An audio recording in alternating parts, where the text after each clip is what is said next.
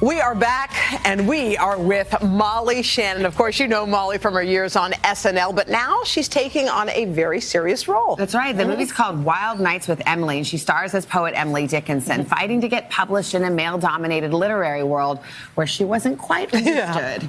I always ask myself, what is poetry in essence? If I feel physically like the top of my head is taken off, I know that is poetry.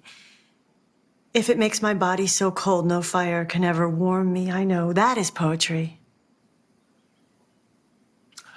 The question was intended to be a rhetorical one, largely. Molly Shannon, welcome. You know, this is such an interesting role for you, because if we're expecting Mary Catherine Gallagher, this is not it. This is a very dramatic and serious turn you take. Why were you interested in this? Well, Madeline Olnek directed it, and she and I met years ago at NYU Drama School. We were in drama school together, and I loved working with her. I think she's so talented. And it's a really cool, there were these erasures found in her work through spectrographic technology, where they can find all this stuff about great historical figures, and they realized that a lot of her letters and poems were written to Susan, her brother's wife, who she had a long romantic relationship with for 40 years. Wait, they found it in her letters, like things that were erased or something, or imprints? They were erased in her letters. It was actually so many of her poems and letters were to Susan, her brother's wife, who she was in love with. It was her partner.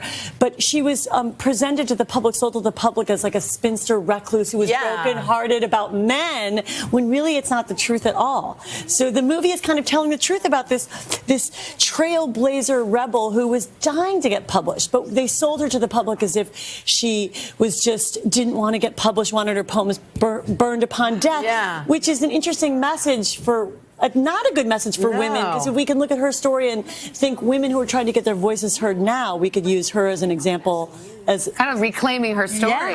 So prepping for this kind of a role, was there somebody who you said, you know what, I'm going to try to go down this lane, or what did you do?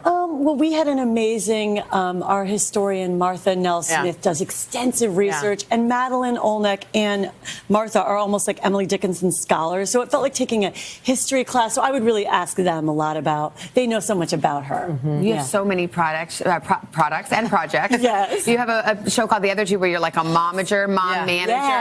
Now, is that a role that comes naturally to you? I know you got two teenagers. It is really fun because the character's like having a chapter 2. Her husband just passed away, and she's with her kids in New York City, and her son's becoming the next Justin Bieber. It's such a fun show. It's on Comedy Central.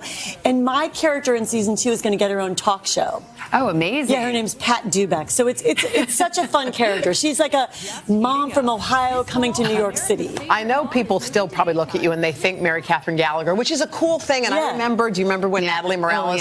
Come on, was there ever a better impression of you than the one that Natalie did? Do you remember that one, that Halloween? Look, Natalie was all in. No, she went all in with the sniffing of the armpits. I mean, come on. Oh my God. It's got to be super flattering to see like people trying to do that. It's so flattering. I never mind. I'm one of those people, like, I guess because I hustled for so long to try to make it, that I'm like, great, I could take it for the rest of my life. I was going to say, a beloved character that is like legendary. Why not? Molly, thank you. Congrats on this role. It's getting rave reviews. We're so happy for you. It's called Wild Nights with Emily. It's in theaters tomorrow. Check it out.